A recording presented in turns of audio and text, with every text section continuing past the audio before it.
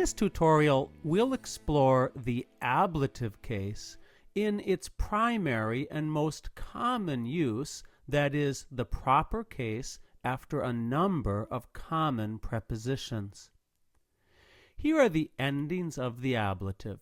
As you're trying to memorize these, you'll be helped by remembering that first and second declension nouns both have is, third and fourth declension both have ibus, fifth declension is like third and fourth, it's abus, and do remember that the ablative plural forms are identical to the dative plural forms of those conjugations. The ablative singulars are all different, but they do use the general theme vowels of each of those declensions. As I said, the most common use of ablative is as the proper case after a number of common prepositions. In ancient times, when people were learning Latin as a second language, I'll bet people made mistakes where they used a preposition and then used the wrong case. And I'll bet Romans understood what they meant, and they would have corrected them, telling them that they should use instead a form like the ablative.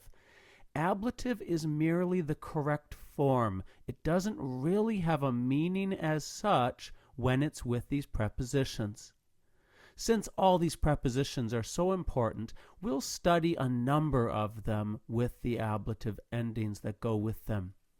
The preposition de means down from. So, de monte, down from the mountain. This preposition also has another important meaning, about or concerning. So, de natura rerum would mean about the nature of things. This was the title of a book by a man named Lucretius.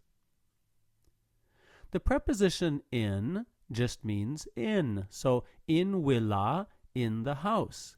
Remember, though, that in can also take accusative, and when it has accusative after in, the meaning changes in villam, into the house. The preposition cum means with. So, cum viro, with the man. And this would be used for accompaniment. So if you were walking cum viro, you're walking with the man. It can also, however, mean with in the sense of with an instrument. Miles inimicum cum gladio interfecit. The soldier killed the enemy with a sword. But Latin can also express ablative without cum, so gladio all on its own in the ablative could also have meant the soldier killed the enemy with a sword. The preposition ex, and we'll see both forms, means out of. So, e tablino, out of the study. Ex is used when the word after it starts with a vowel. You use a when the word after it starts with a consonant. So, ex urbe, out of the city. The preposition ab means away from. A villa, away from the house.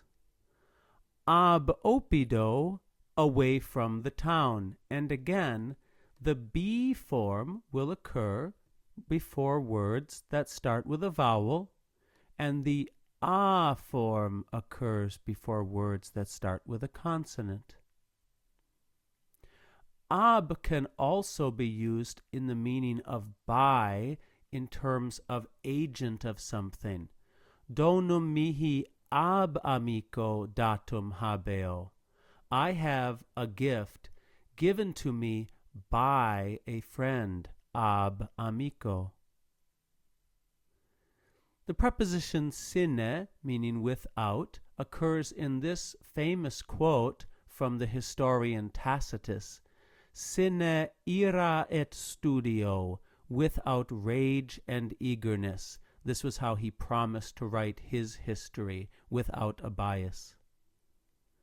There's another quote worth memorizing: sine qua non, without which not. You'll hear this used in the sense of some absolutely non-negotiable prerequisite. If something has to happen before it, you say, oh, that's a sine qua non. And finally, the preposition pro with ablative can mean in front of. It can also mean for, in favor of. Here, pro taberna, in front of the shop.